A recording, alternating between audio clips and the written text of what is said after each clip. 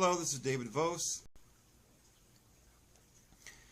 Today I want to come to you and talk about the Bible and about salvation, because I think it's the most important subject, not just in the Bible, but in our lives. Now I'm going to go through this very quickly, because we've only got, like about 15 minutes. And that sounds like a long time, but I've got a lot to say. I'm going to have to probably do a lot of videos on this. But the Bible's a big subject, but let me go through it real quickly. There's a lot of information here.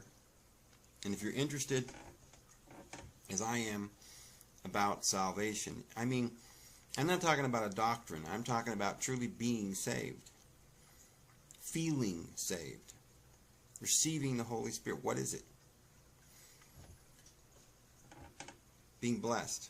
Would you like to be blessed? Well, let's start at the beginning. Adam and Eve were in the Garden of Eden.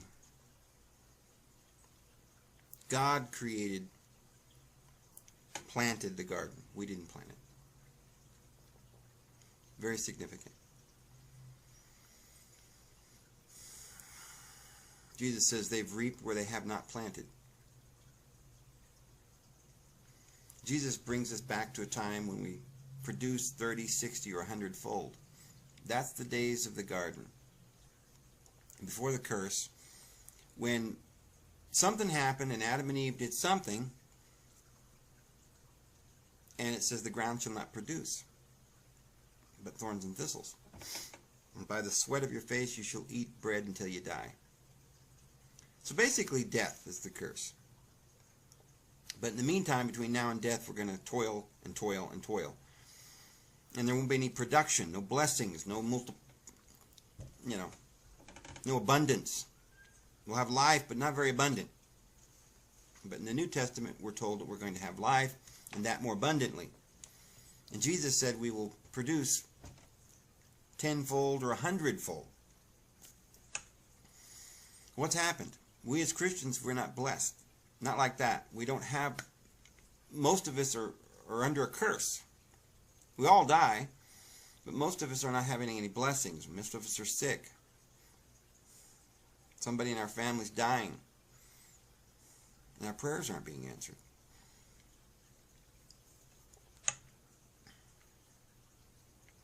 God planted the garden. We don't plant. When we're in a relationship with God, He provides. In the Garden of Eden, Adam and Eve were naked, but they weren't ashamed. Later on in the New Testament, we find that these garments represent our righteousness. You see, Adam and Eve didn't have any righteousness. Let's go back for 1 second. When Jesus was told, good teacher, and He said, who is good but God? Nobody is good but God. So in the Garden of Eden, Adam and Eve were not good. When they were created, they were not good. Because it doesn't say that Adam and Eve and God were good, but it just says God. Only God. So Adam and Eve, they were not good, but yet they were not ashamed. Why? Because you don't have to be good. God doesn't require us to be good. God will provide our righteousness. It is God who will give us the robes of righteousness. And Paul says that we might be clothed upon and not be found naked. We'll be clothed upon with immortality. But it won't come from ourselves. The Apostle Paul says that we are saved by grace. A lot of people think that we're saved by our faith. But they don't realize that's very much like saying we're saved by works. There's people who believe you got to do all these, keep the law of God or whatever to be saved. We're going to be judged, and the good people are going to go to heaven, and the bad people are going to go to hell. But you got to do something. You got to keep the law of God. But think about it. If you believe, well, I don't have to keep the law of God. We're not under the law of God, but I've got to have faith. You're like, okay, I'm trying to believe. It seems like having faith is harder than keeping the law. Because at least when we had the law, we knew what we were supposed to do. Okay, I can't do this, and I can't do that, and I can't do this. At least, it's all out in the open. I did that. Okay, I don't make it. But with faith, you never know you got faith or not. Evidently not, because we believe, we say, God, heal this cancer, or heal, do this or do that. Give me a paycheck, or I need money for the rent. Nothing happens. So evidently our faith is it's more difficult to have faith than it is to have works. So what kind of a deal is that? We've replaced works with faith. Well, the answer is that God never said we're saved by faith. It can't be. James says faith and grace works the same thing. I'll show you my faith by my works, because faith leads to works. It's just kind of the same thing. But what Paul says is we're saved by grace. Now in English, grace, most people should know, it means free. Completely free out of God's own mercy. We have the word that's come down to us a couple of ways. Gratis, free gratis, that's grace. Or like in Spanish, gracias. Thank you, you're welcome, it's done, it's free. We're not saved by our faith. We're saved by our grace through faith.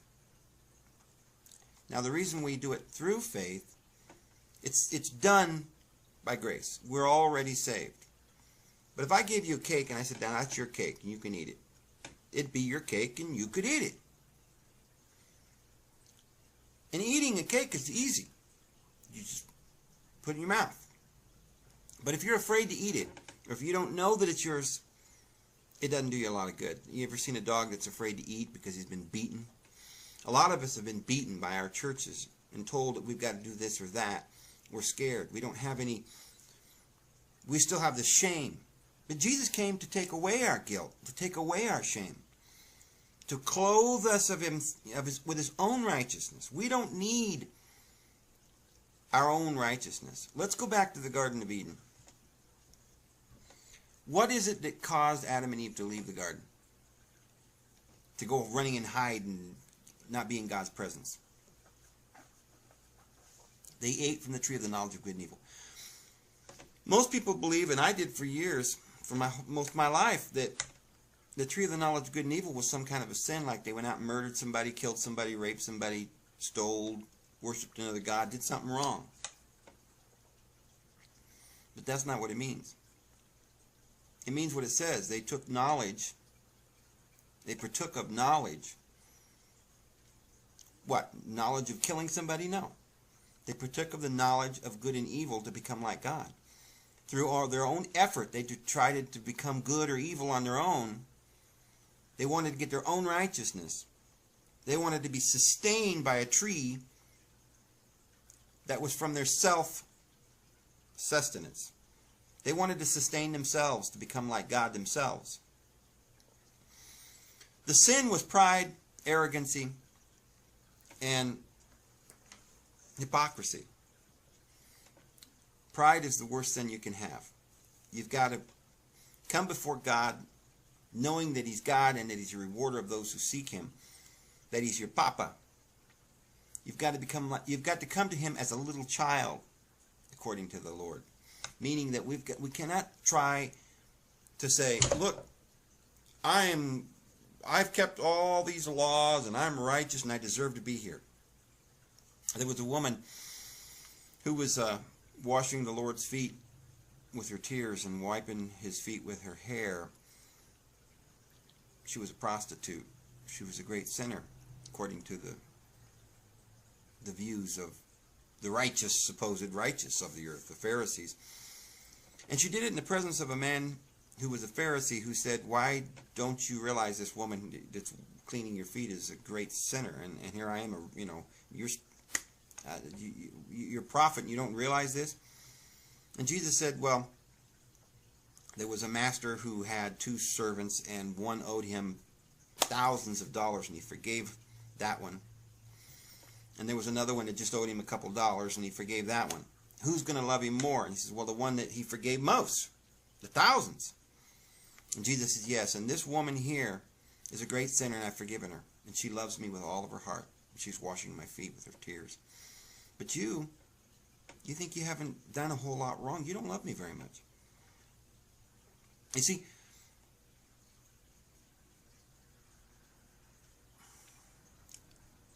salvation is free. And it will cause us to have great love.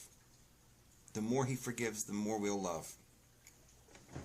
You don't have to worry about being a better person or being like the Pharisee and making sure that you've kept all these laws or whatever. It means nothing. The only thing that means anything is that you've accepted. And you could see by this woman's tears that she had accepted with joy her salvation. And that's the way we're supposed to be. It's completely free. After the flood, mankind began to build a thing called the Tower of Babel. Why did they do it? To become like God, to reach God. How did they do it? By using brick. Well, in the law, it teaches us that God wanted us to use only rocks to build our altars, our spiritual, our edifices, our cities, because rocks were made by God. But He says, don't raise up a chisel. Don't make it hewn stone, where you've made it square and flat so it can sit straight and make it higher. Or don't use brick, because brick is mixed with straw and mud and bitumen. You put it together, you make these little flat bricks, and you can stack them real high. And that's what they were doing. They were building bricks to make a tower to reach God. The answer is it's just the same thing as the tree of the knowledge of good and evil, to become like God. Mankind, through effort, through building bricks and making this and that and effort in our own ways and manners, man's way cannot reach God. Through human effort, we cannot reach God. So anything, you see a lot of religions that tell you that Babylon is a religious system or it's government or whatever, and it's kind of true. But what is government? Government is man-made control and man-made laws and human government. And we can't get anywhere with our own form of government. So we've got to reject Babylon. When they were leaving, crossing the Jordan to go into the land of Canaan to conquer it, they had conquered Jericho and they had conquered Ai, and when they did that, they were told to devote it completely to destruction. My little kitty trying to get up here. Well, after they conquered Ai and they moved on, they couldn't conquer anymore. They couldn't defeat the enemy, the demonic forces, and take back the land of promise. And they didn't know why, so they went to God, and God says, because there's somebody that took a Babylonian garment. I told you to devote everything to destruction. So when we're on our way to God's kingdom, to the blessings, and we've got to remember the old ways, the Babylonian system, the man-made efforts. It's got to go. We've got to burn it. All right? Human effort won't get us there. And if we try to hang on to any of our human effort, we're not going to make it. We can't conquer. We can only conquer in the name of the Lord. Remember that they put the Ark of the Covenant up. And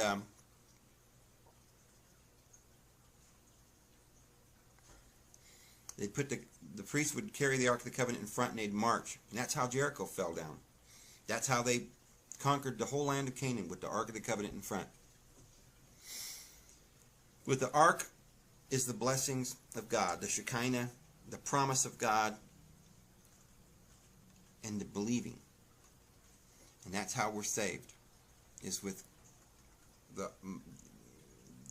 the promises of God before us, and believing in God, and taking the land. But we've got to let go of the Babylonian garment. Anyway, I've got no more time. It's been 14 minutes and 37 seconds, and I've got to go. So I will continue this in the next video. This is David Vo signing out, saying we'll see you next time.